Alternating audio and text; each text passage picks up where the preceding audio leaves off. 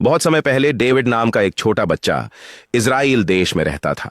वह बेतलहम शहर में रहता था और 8 भाइयों में सबसे छोटा था। डेविड साधारण बच्चा नहीं था। उसे अपने पिता की भेड़ों की देखभाल करने की जिम्मेदारी सौंपी गई थी। उसने वहां अपने दिन और रात बिताकर इस बात का ध्यान रखा कि खेतों को कोई नुकसान न हो। यह आसान काम नहीं था, खासकर जब जोखिम होता था। भेड़ें अक्सर शेरों और भालुओं का निशाना बनती थीं, लेकिन दाऊद एक निडर व्यक्ति था। वो केवल अपनी लकड़ी और गोफन के सहारे उनको खदेड़कर अपने झुंड को बचाता था। जब वह अपनी भेड़ों के बीच नहीं होता तो डेविड को बांसुरी बजाना पसंद था। यहां तक कि पक्षी भी उसकी सुरीली धुन सुनने के लिए ठहर जाते बजाते हुए। एक बुद्धिमान व्यक्ति जिसका नाम सैमुअल था एक दिन डेविड से मिलने आया। भगवान ने सैमुअल को प्रकट किया था कि डेविड भविष्य में इज़राइल पर राजा के रूप में शासन करेगा।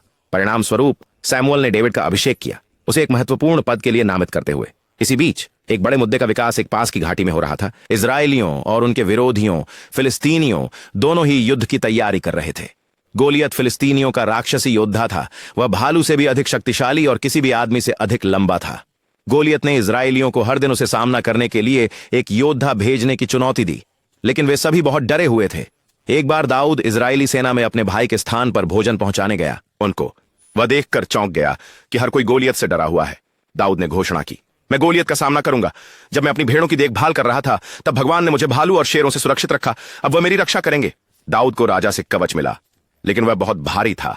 दाऊद ने केवल कुछ पत्थरों और अपनी गुलेल का उपयोग करने का निर्णय लिया। दाऊद ने एक पत्थर उठाया, उसे अपनी गुलेल में रखा और जब गोलियत आगे बढ़ा तो उसे जोर से फेंका। गोलियत के माथे पर पत्थर सीधा लगा। जब वह हवा में उड़ा, गोलियत जमीन पर गिर गया और दाऊद जीत गया।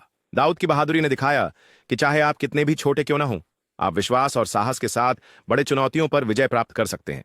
और वह युवा लड़का दाऊद आगे चलकर इस्राएल के सबसे महान राजाओं में से एक बना।